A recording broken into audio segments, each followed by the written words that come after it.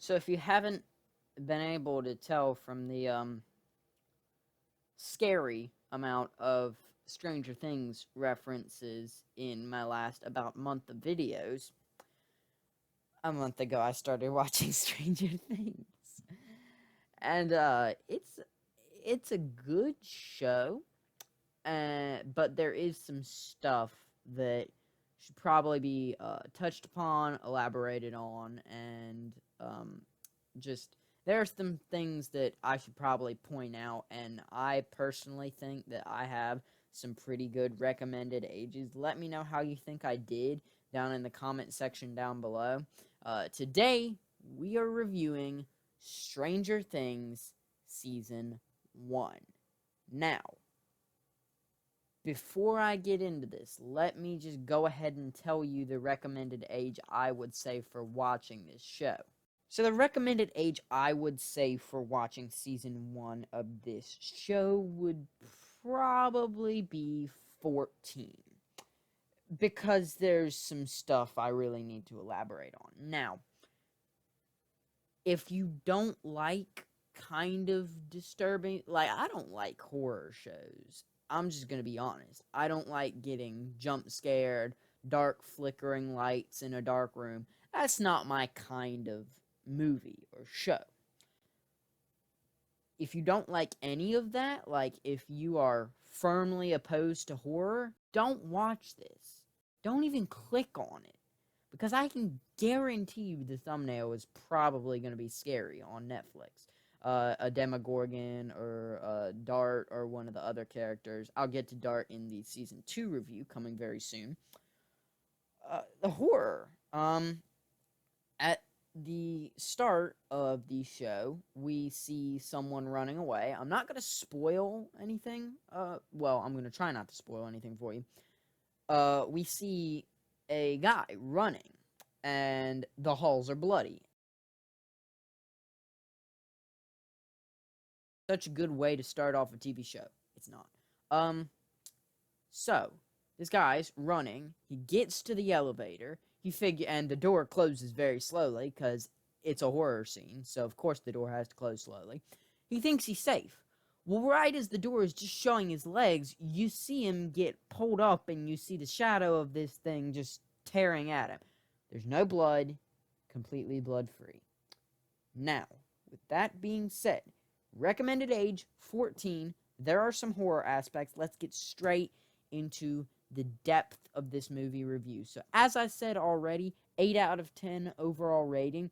The reason why is because if you really get into it, it's really good, and it ends so well. That's why I like the show so much, is because the endings are just great. Violence, 7 out of 10. Yes, there is. Well, this is kind of the case for everything except for season 3. And there's not much violence in the first season, but when you're hit with it, you're hit with it pretty hard. We see a man get shot point blank, completely bloodless. You don't see any blood when the police investigate the scene afterward. I don't think, at least. Obviously, that opening scene, we know for a fact that the guy was killed by the Demogorgon, which is the monster in this. And we see someone very explicitly break their arm. I'm not going to spoil it, but basically, you hear the crack, you watch the arm break.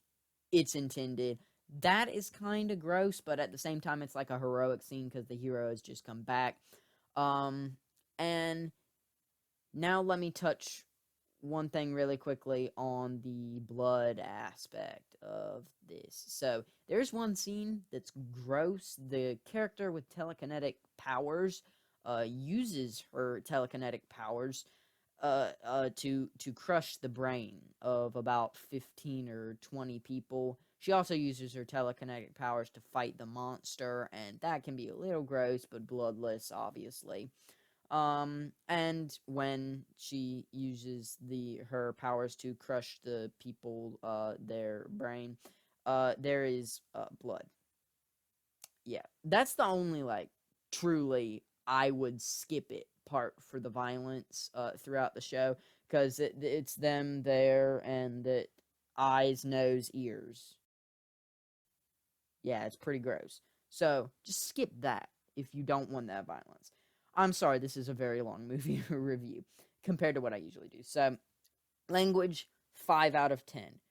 Unfortunately, most of the cussing comes from kids' mouths, which you don't really want to hear, but it happens. No uses of the F word throughout the first 2 seasons. There are no uses of the F word. Lord's name combined with the concrete wall. Yep, that one. No uses of that. There's quite a few uses of BS as well as a profanity of other words, including some not nice words for women. That's an issue. And then finally, let's talk about the adult content. A pivotal plot point in this movie is 16 and 17-year-olds partying at a house. There are no parents there. Exactly. I shouldn't have to go into this anymore. Basically, two characters go upstairs. I'll put it at that. Um, Nothing is really shown. Well, they start to show it and then they don't show it. This is talked about. They're at a high school. There are a lot of comments made about people liking each other, and there are some not nice names for women throughout the show. And there's a fight. I forgot to mention that in the violence, there's a pretty bad fight, like fist fight. That's a little gross. But other than that, I don't think there's anything else to review about Stranger Things season 1. I really liked it. You gotta obviously watch through some stuff. You gotta skip 1 or 2 scenes because there's a lot of kissing in this first season, and the kissing doesn't always stop at kissing. You know what I mean? I'm not gonna say anything. I don't want to get demonetized.